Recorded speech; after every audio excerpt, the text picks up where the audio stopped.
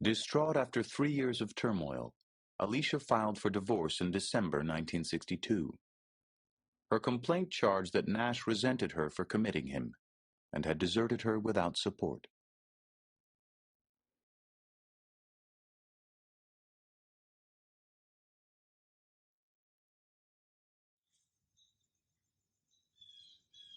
In 1970, Alicia Nash had a change of heart.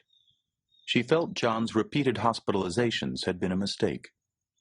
Alicia decided to let him move back in with her and promised never to commit him again. I didn't think he should just be hospitalized in an institution and left there. And I just felt it was best for him to be on the outside. She took him back not as her husband, but as somebody who needed help and nobody else would have him. Giving him shelter and meals and protection made a tremendous difference in his well-being. If she hadn't taken him in, he would have wound up on the streets. I think that Alicia saved his life.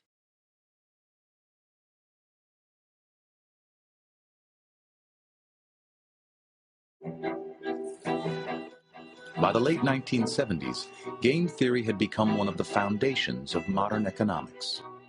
And at the center was the Nash equilibrium. By the 1980s, economists expected that game theory would be recognized with the Nobel Prize. Year after year, it didn't happen.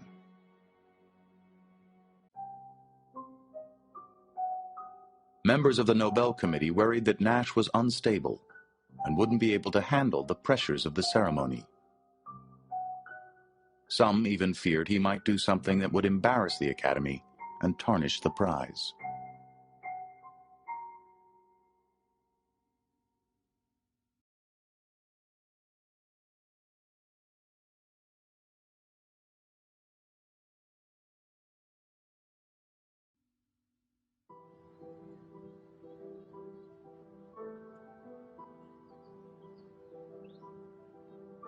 Beginning sometime in the 1980s, after 3 decades of struggling with mental illness, John Nash experienced his second transformation.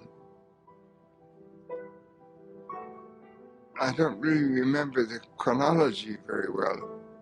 Exactly when I moved from one type of thinking to another, I began arguing with the concept of the voices, and ultimately I began rejecting them and deciding not to listen.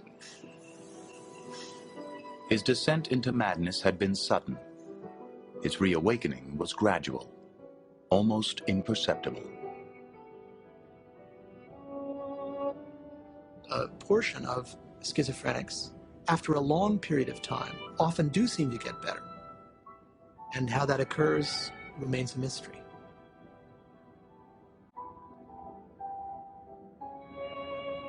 Slowly, he became more engaged and lucid. Word of his remarkable recovery spread. Those around him assumed new antipsychotic drugs were helping. But Nash had stopped taking medication in 1970. I said, "John, how in the devil have you recovered?" He said, "I willed it. I decided I was going to think rationally." He has said that he wanted to put his hallucinations aside, like a conscious decision. I mentioned that to somebody, and she said, well, why didn't he do it sooner? The fact that people did not abandon him, that there were people who treated him like a human being, made it possible for him to reemerge. This wonderful thing that happened to John could only happen in this little mathematical community that is very, very tolerant of certain aberrations and also at the same time incredibly admiring of gift or genius. That was what was important about Nash in that world, not that he was ill. 2 American professors and a German researcher have been awarded the Nobel Prize in Economics. The 3 winners of today's Nobel Prize played major roles in bringing the principles of game theory to economics. Princeton's John Nash was cited for developing what has become known as the Nash equilibrium, pioneering theory about the point at which conflicts get resolved.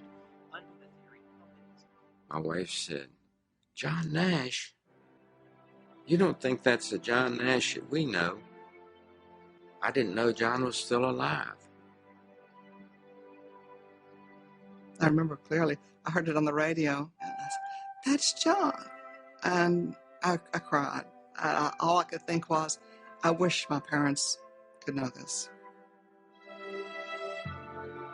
On December 10th, 1994, at the age of 66, John Nash received the Nobel Prize in Stockholm. Dr. John Nash, your analysis of equilibrium non-cooperative games and all your other contributions to game theory have had a profound effect on the way economic theory has developed in the last 2 decades. I was delighted. I was absolutely ecstatic. And so was my wife. It was so wonderful. Jubilant. We danced around our kitchen. I mean, it was such a marvelous vindication that after all this time, this incredible acknowledgement, it was great.